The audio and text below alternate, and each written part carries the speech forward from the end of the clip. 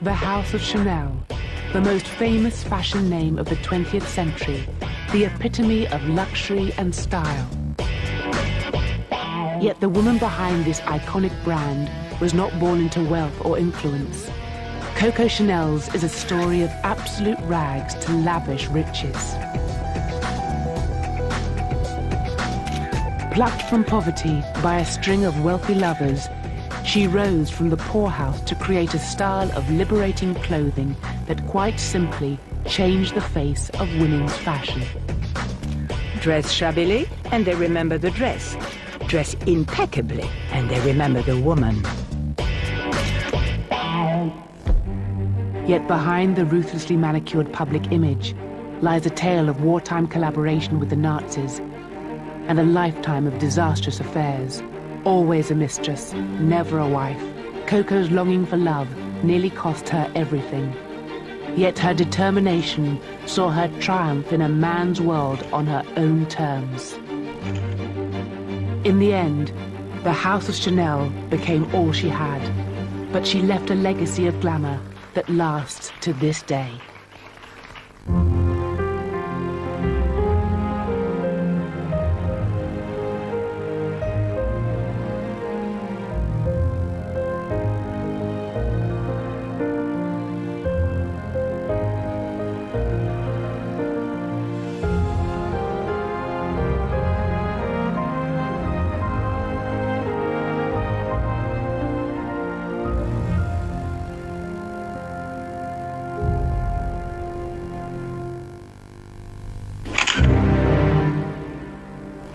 Coco Chanel, the woman who was to transform 20th century fashion, was born into a life far from luxury.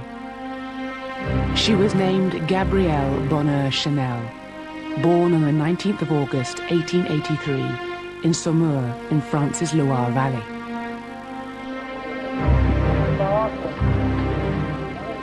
Gabrielle was delivered to her scandalously unmarried parents in a poorhouse. Her father was a market trader. She and her 4 brothers and sisters spent much of their childhoods in the public markets of Western France, where her father made a basic living. These were tough times for working-class women. They were second-class citizens. They could not vote and were expected to be subservient to their men, often having no option but to work as poorly paid domestic servants or laborers. This was the future Gabrielle would have expected for herself. But when she was just 12 years old, all that changed. In the winter of 1895, Gabrielle's mother died suddenly. Her father traveled to the nearby town of Aubezine and split the family. He sent his sons to live with farm laborers and his daughters to an orphanage. Gabrielle never saw her father again.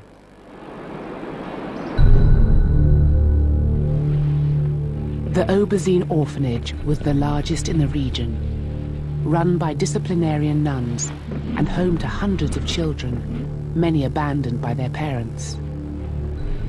Gabrielle, left by her father and grieving the loss of her mother, spent her impressionable teenage years within this strict institute.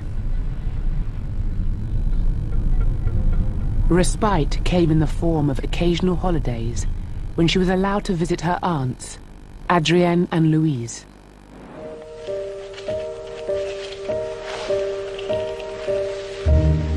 Gabrielle and Aunt Louise would spend their days making clothes.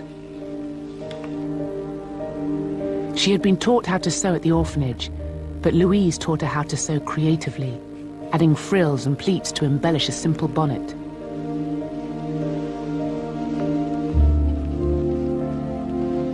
But at the end of the summer, Gabrielle had to return to the strict regime at the orphanage. After 7 years there, at the age of 18, she was given a choice: become a nun or leave. Gabrielle wasn't about to spend her life in a habit.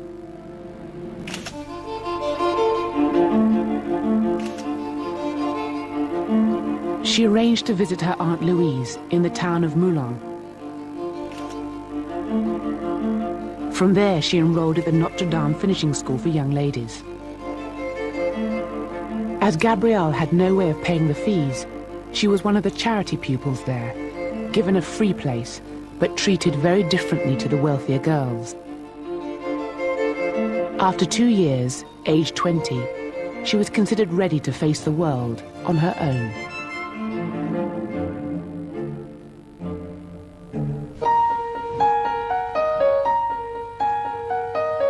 In 1903, Gabrielle was offered a job as a seamstress in a tailor's. The owner liked her because she was especially skillful with a needle and thread. It was a good job for a young lady of Gabrielle's modest standing, but she didn't see any future in being a seamstress. Moulins was a garrison town, and off-duty soldiers had to amuse themselves as best they could. Gabrielle began to catch the eye of several young officers who came to the shop to have their clothing tailored. They began to invite her, with her Aunt Adrienne, to the local music halls.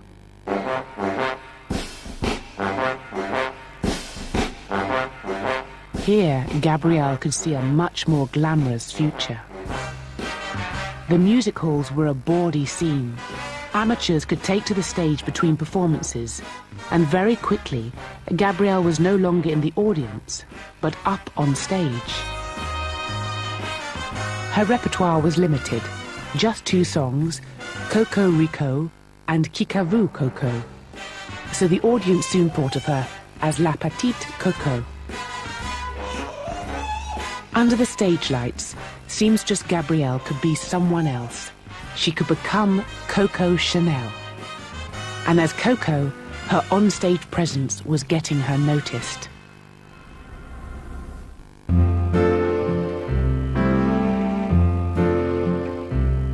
Etienne Balsan was a young infantry officer, an enthusiastic sportsman with a taste for the high life, and a millionaire. He was a frequent visitor to the music halls in Moulins, and Coco caught his eye. She was just 21. But Balsan already had one live-in mistress and no intention of settling down. Yet Coco didn't care. She didn't think of him as a potential husband. She knew that as an illegitimate orphan, she stood no chance whatsoever. But she realized he could be her meal ticket out of poverty. It wouldn't be the last time she'd use her sexual allure to get what she wanted.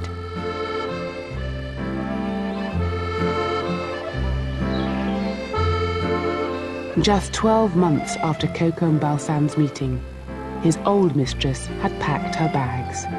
Coco moved in at Balsan's Grand Royalure estate. She was now his live-in mistress, a kept woman. The role of mistress in France was something of an institution,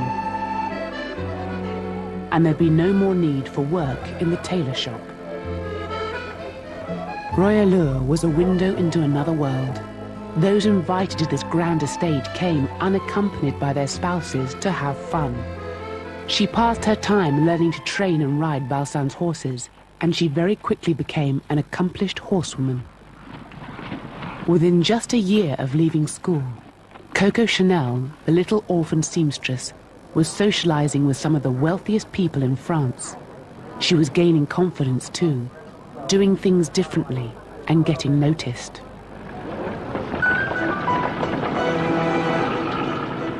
In the 1900s, fashion was as much about sexual politics as it was about clothes. The top designers were all men, and women's dresses were ornamental and not practical. Their creations forced women to be decorative, helpless creatures. Floor-length billowing skirts and breathtakingly tight corsets made even the simplest practical task a trial. But Coco thought this ridiculous. Her confidence and sense of practicality would not allow her to be a slave to her era. Fashion has become a joke. The designers have forgotten that there are women inside these dresses. In the summer of 1909, aged 26, she attended a racing event with Balsan and caused quite a stir. Because she wasn't wearing women's clothes at all.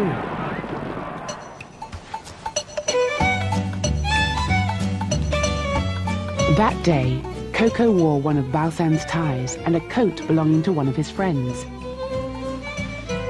It was a practical and sporty look, and definitely considered male attire.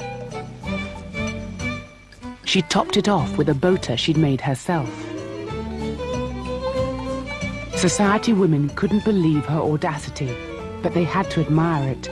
She began to think she was onto something.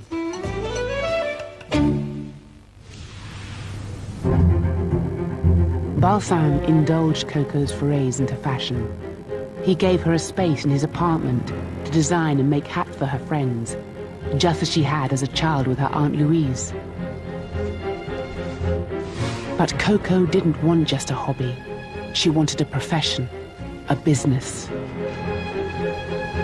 But as a woman without money, she would never be able to launch a business by herself. Then someone entered her life, someone who understood her desire to make something of herself, and who wanted to help her achieve it.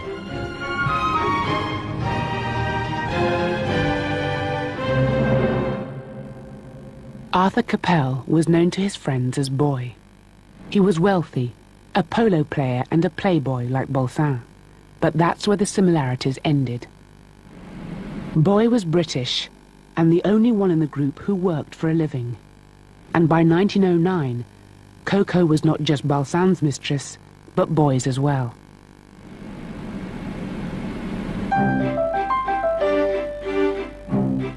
The true circumstances of Coco's first meeting with Boy Capel remain a mystery.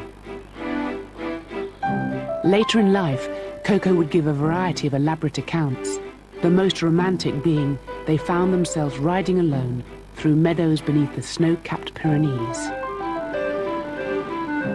But however starry-eyed their first meeting, the self-made Capel quickly recognized Coco's personal drive and business ambitions. And she recognized he could be the perfect person to help and encourage her to forge a career. But there was much more to it than that. In the summer of 1909, Coco decided she no longer needed Etienne Balsan. She left him a scribbled note. My dear Etienne, I shall never be able to repay the kindness and comfort you have given me while I've been with you. I am leaving with Boy Capel. Forgive me, but I love him. She followed Capel to Paris that day.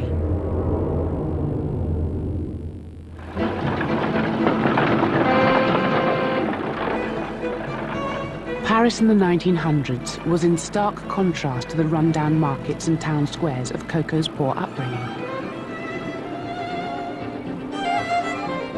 This was the Belle Epoque, a golden age of artistic freedom and personal indulgence. And Paris was the place to be. Home to the rich, the famous, and the beautiful. Coco was socializing with the most sophisticated and well-connected in the city, and with Boy Capel's money, she could fulfill her dreams. Yet Coco had not abandoned her old boyfriend Balsan entirely. So, within a year of her arrival in Paris, Capel and Balsan struck a deal jointly to fund Coco's very first venture, a hat shop at 21 Rue Cambon. They had decided to give me a place where I could make my hats, the way they would have given me a toy.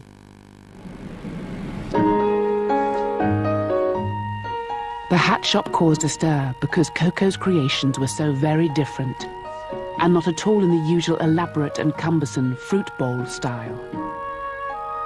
Coco's passions were simplicity and modernity, allowing women to be stylish and practical at the same time. Nothing makes a woman look older than obvious expensiveness, ornateness, complication.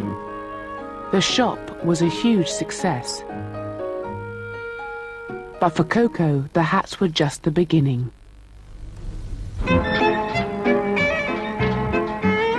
The seaside town of Deauville in southern Normandy was 6 hours by train from Paris. With one of the best beaches for miles around, Deauville was a fashionable holiday resort. A favorite of royalty and emperors, it was cosmopolitan and the place for the rich and famous to be seen. And these were just the sort of people Coco wanted to attract. So it was here that Coco chose to take her next step. In 1913, and once again with Bois Capel's financial backing, the doors opened on a new Chanel store. But this time, it was not just a hat shop, but Coco's first fashion boutique.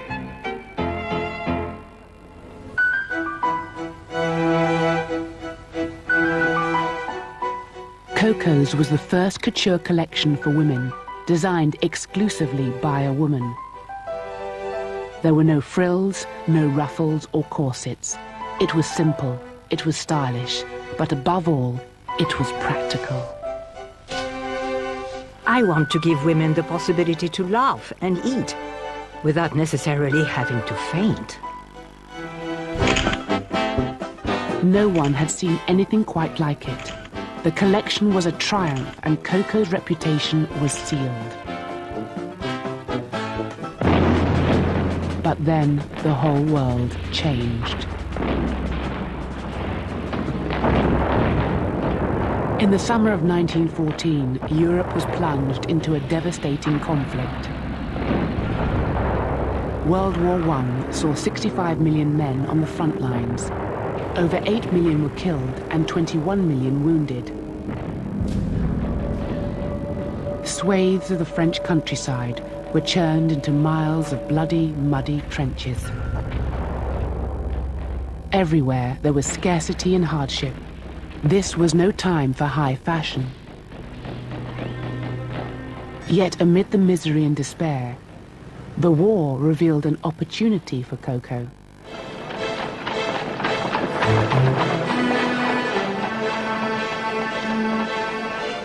French society was changing.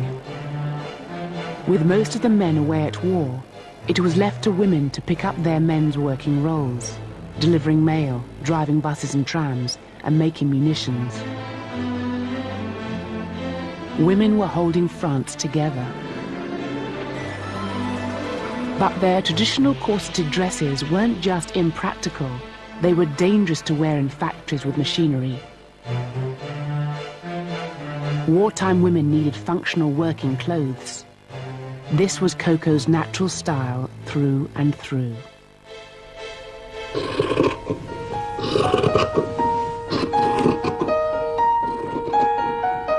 She grabbed her chance and began to create new wartime designs. And then came the breakthrough. Women's fancy fabrics were hard to find, but there was plenty of jersey, the stretchy woolen fabric used to make men's undergarments. Coco decided to transform necessity into style and create a small collection of jersey daywear for women. The collection was a success. She had found a niche, tapped into her natural talents, and come out with a winning formula.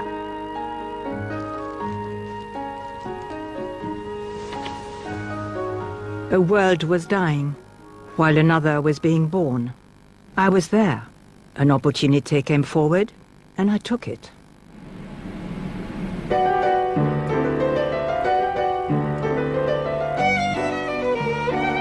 Through the war years, Coco and Bois Capel's romance grew, as did Coco's business opportunities. In the summer of 1915, he arranged a holiday for them both. He whisked Coco off to the seaside spa town of Biarritz, near the border with neutral Spain.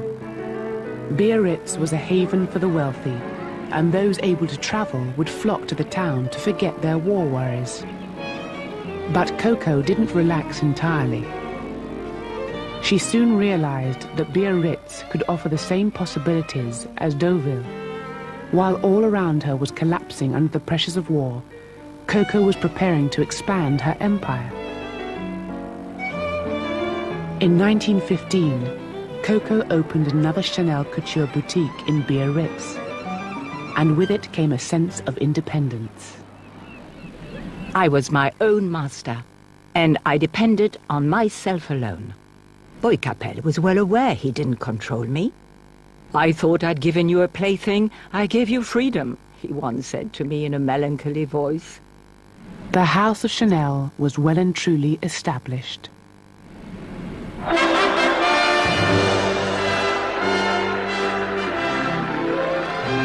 On November the 11th, 1918, an armistice was signed.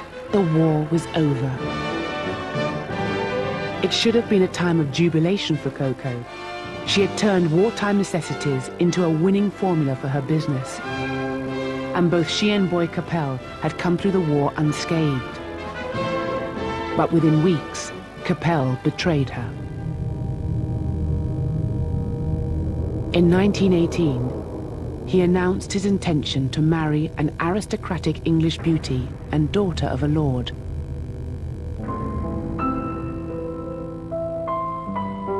Coco was distraught. She admitted she had only ever truly loved once. We were made for each other, that he was there, and that he loved me, and that he knew I loved him, was all that mattered.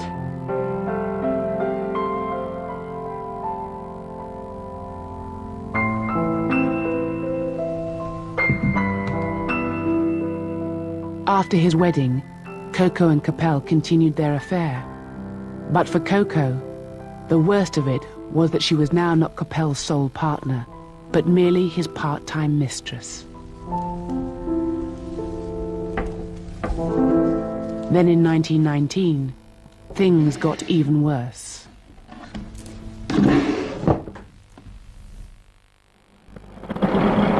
Late on the evening of the 21st of December 1919, Boy Capel was killed in a car crash.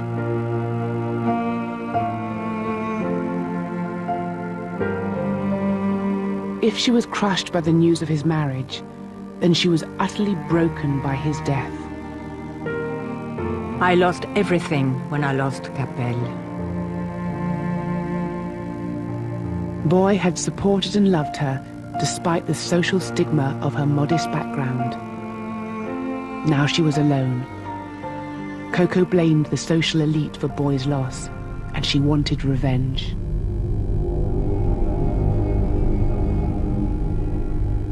All those blue bloods, they turn their noses up at me, but I'll have them groveling at my feet.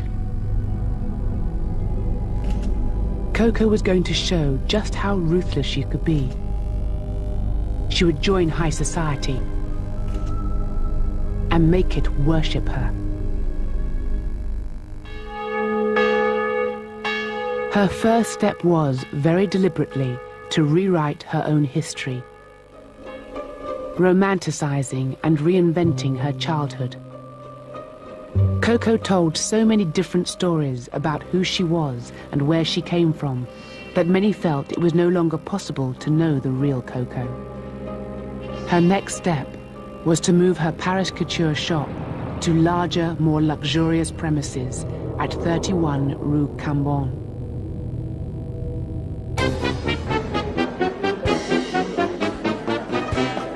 The polished image and move worked. With her fashion empire once again booming, doors were open to her. The rich, famous, and royalty alike all wanted to be associated with her chic, stylish image. In 1919, as a mark of her intentions, she took an apartment at the renowned Ritz Hotel, one of the most luxurious and prestigious in the world.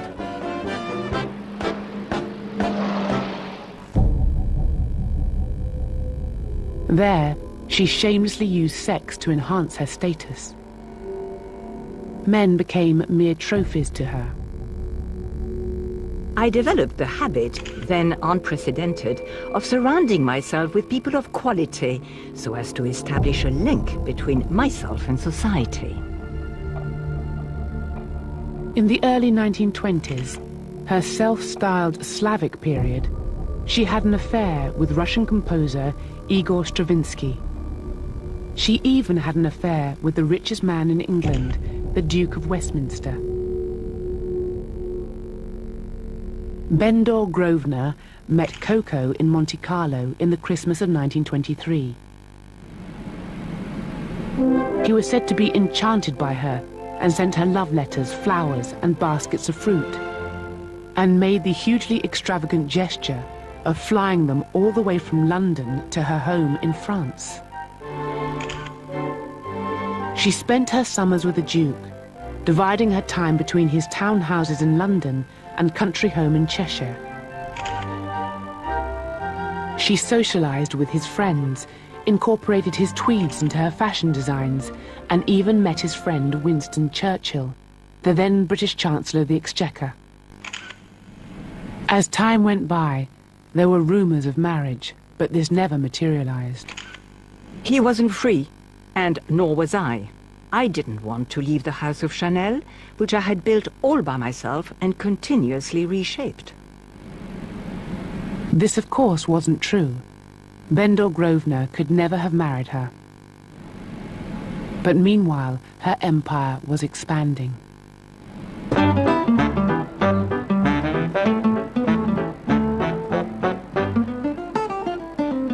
France had rebounded from World War I with jubilation. By the 1920s, the era of corsets was well and truly over. Modern girls were flappers, and they were out to have fun. It was as if the world of fashion had caught up with Coco's style ideas. Her designs, as always, were based upon how she liked to dress. Dress shabbily, and they remember the dress. Dress impeccably, and they remember the woman. With Coco at the helm of the House of Chanel, innovation followed innovation. In 1923, Coco made a daring move and launched a perfume. Named after her lucky number, Chanel No. 5 was the world's most expensive. In 1926, she introduced her signature little black dress. American Vogue predicted it would become a uniform for all women of taste. And she was one of the first to put women into chic, stylish trousers. Time and again, with every collection through the 20s and early 30s, she was defying convention and redefining how women dressed. She was now an industry leader in a previously male-dominated world, and by having a career and enjoying a liberated love life, she symbolized the post-war aspirations of a generation of newly emancipated women. I was the first person to live the life of this century. Her prestige had never been higher. But very soon, a chain of events was set in place that would see her risk it all.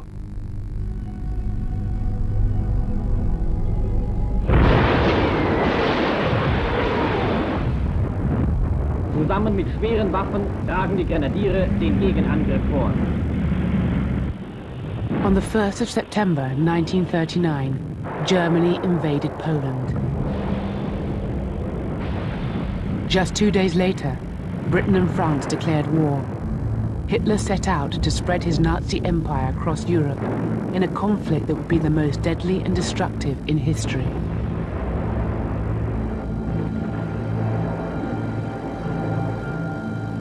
France didn't immediately fall under attack, and in Paris, Coco's clients begged her to keep her boutiques open for morale.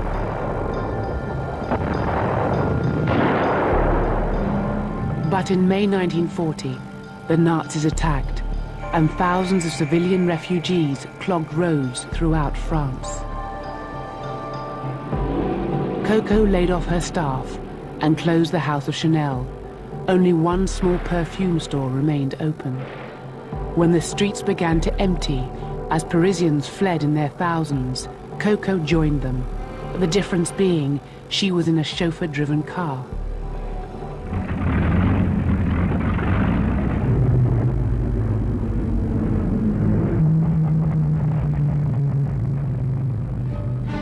In June 1940, German forces bombed Paris.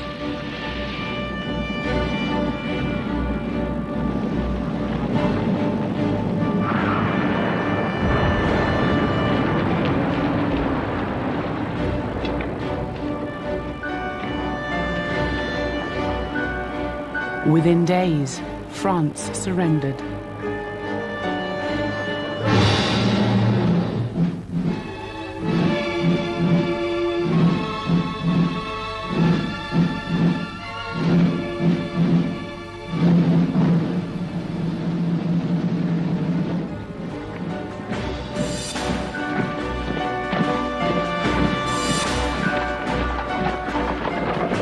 An agreement was made. The Nazis would occupy and govern northwestern France, and a new collaborationist French government, based in the town of Vichy, would run the south of the country.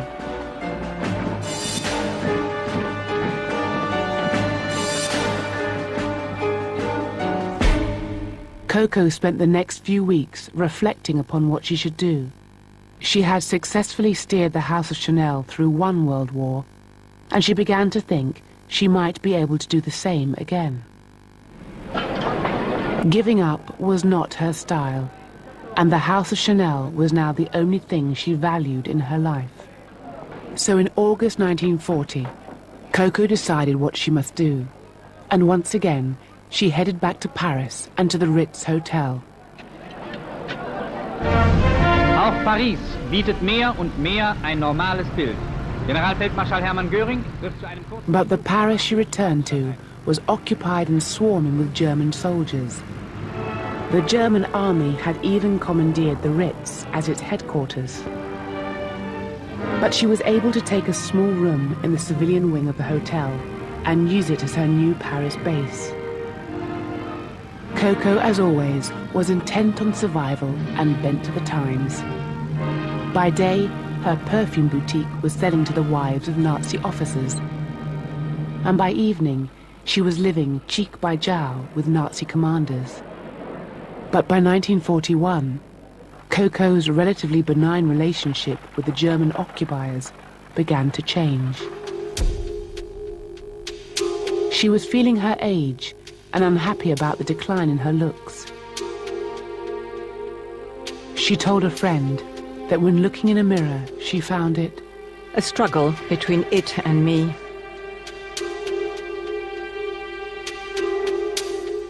It was around this time that she met Hans Gunther von Dinklager, known as Spatz.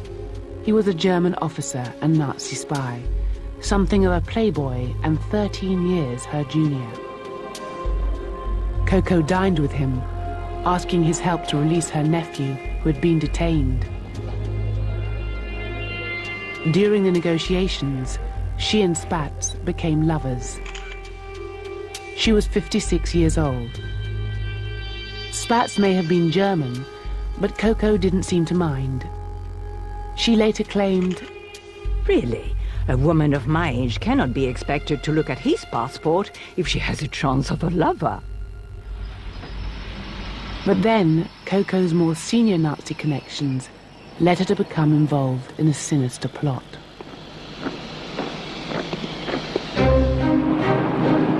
One evening, Coco and Spatz dined with cavalry captain Theodore Momm. They began to discuss the future of the hostilities and to think maybe Coco herself could play a role in ending the war. After all, Coco had spoken of the Duke of Westminster and had regaled stories of mixing with Churchill. She'd been partner and lover to an Englishman for 8 years. She knew both the English mindset and had friends with influence. You Germans don't know how to handle the English. I do. Not even Coco could have realized what she was getting herself into.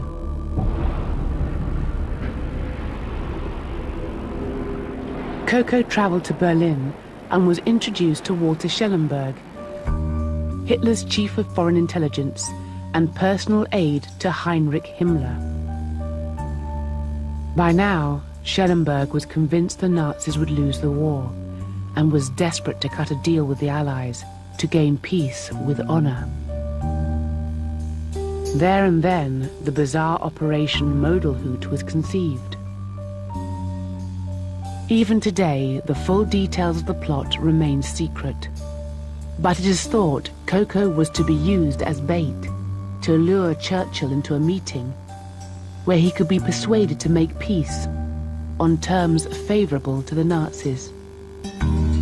Coco traveled to neutral Spain, where she planned to meet the British ambassador, Sir Samuel Hoare. She hoped that he, a man with a reputation for negotiating delicate international deals, would arrange a secret face-to-face meeting with Churchill. It seemed Coco had overstated her real influence with the British. Hoare did not take the bait and said Churchill was too ill for any meeting. Operation Modelhut had come to nothing. Yet Coco was now on record as having collaborated in a Nazi plot. She returned to the Ritz apartment in Paris and to her German lover. But by now, the tide of war was turning against Hitler.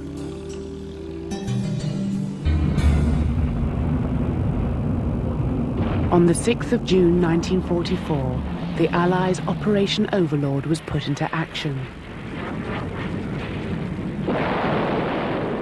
And the beaches of Normandy flooded with Allied troops in the largest amphibious operation in history. The Allies defeated and began to push back German army units. On the 25th of August 1944, Paris was liberated.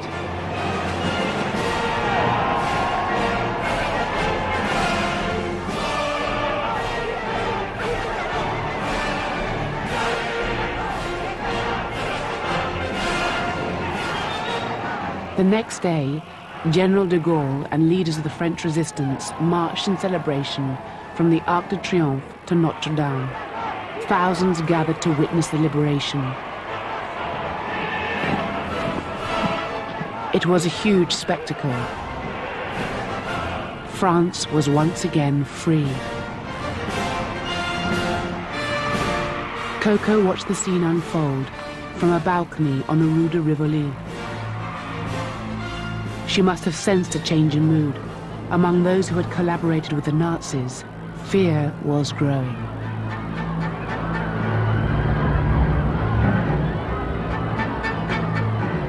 Nazi officers were interrogated and collaborators rooted out. Thousands of female collaborators were rounded up, stripped and paraded in the streets, their hair shorn in public humiliation. As the lover of a Nazi officer, Coco's position was vulnerable. Worse, there was her role as a Nazi agent in Operation Modelhut. She would surely be found guilty of collaboration. In August 1944, just 2 weeks after de Gaulle's march, 2 men arrived at the Ritz. They handed Coco an arrest order from the Committee of Public Morals. She was named a Nazi spy. Under interrogation, Schellenberg had revealed every detail of Operation Modelhut. He claimed Coco Chanel was at its center. Coco picked up her gloves and bag and calmly walked out of the door with her captors. The woman who had risen from the poorhouse to a position of enormous wealth and influence, and who had single-handedly revolutionized fashion, was set to be denounced as a Nazi agent and publicly paraded for all to see. Once the embodiment of the modern, liberated woman, Coco Chanel was now labeled as a collaborator. Yet just a few hours later, Coco was released without charge.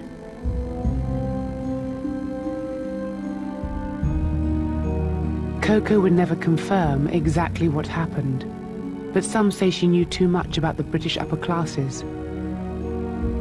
Others claim Churchill personally intervened on her behalf. But whatever the reason, Coco avoided public humiliation. Yet her reputation was damaged beyond repair. France turned against her. It was now unsafe for her to remain in Paris.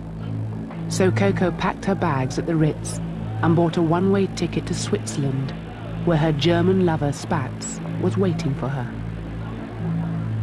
The dream was effectively over.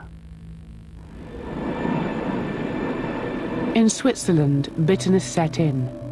Coco had lost the two things that mattered most to her, her reputation and her empire. She stopped designing altogether and lived in comfort on the fortune she had made selling her perfume to the Nazis. Starting at the Place de la Concorde on a midnight tour of Paris, designer Pierre Balmain. Quietly and from the sidelines, Coco witnessed the changes in post-war French fashion, and she despised what she saw.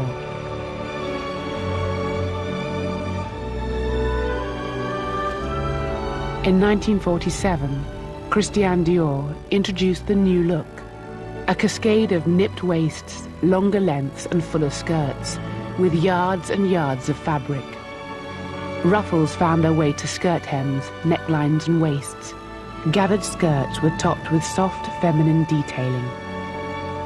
Coco saw Dior's designs as standing against everything she had achieved for women.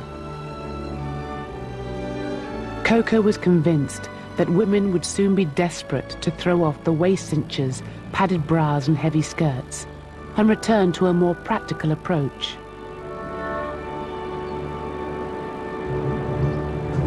She began to think fashion once again needed her.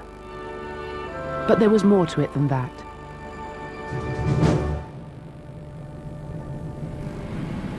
Coco's personal life was empty. Although she was still paying him an allowance, she and her lover Spatz had split. Former lovers Etienne Balsan and the Duke of Westminster had both died.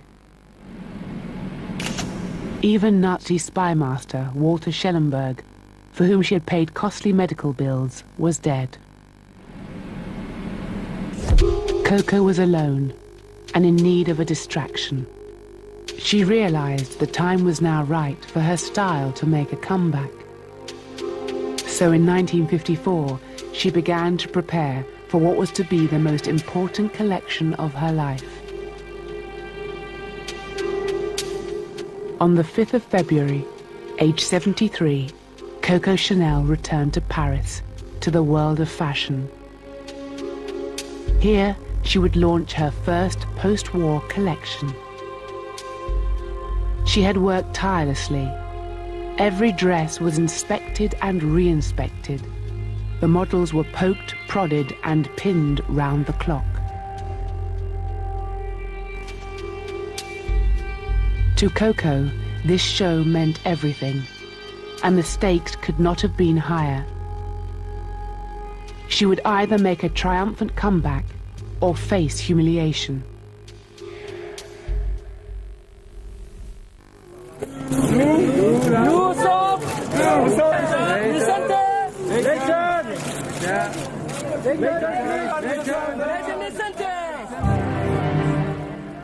The French press was scathing. They had not forgiven her for her wartime collaboration. The British press called it a fiasco, the same old styles with nothing new. But redemption did come, this time from overseas.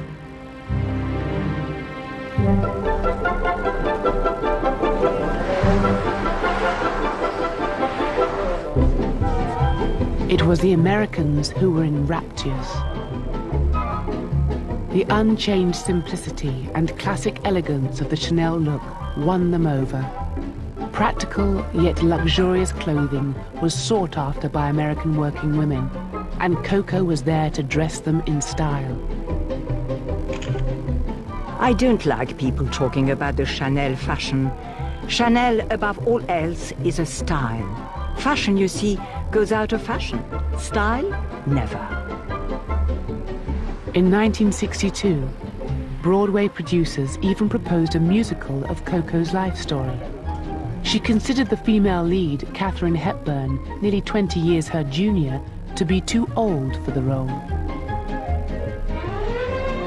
In time, France forgot Coco's wartime history. Europe too fell for her designs. The House of Chanel was bigger and better than ever. Coco herself was idolized.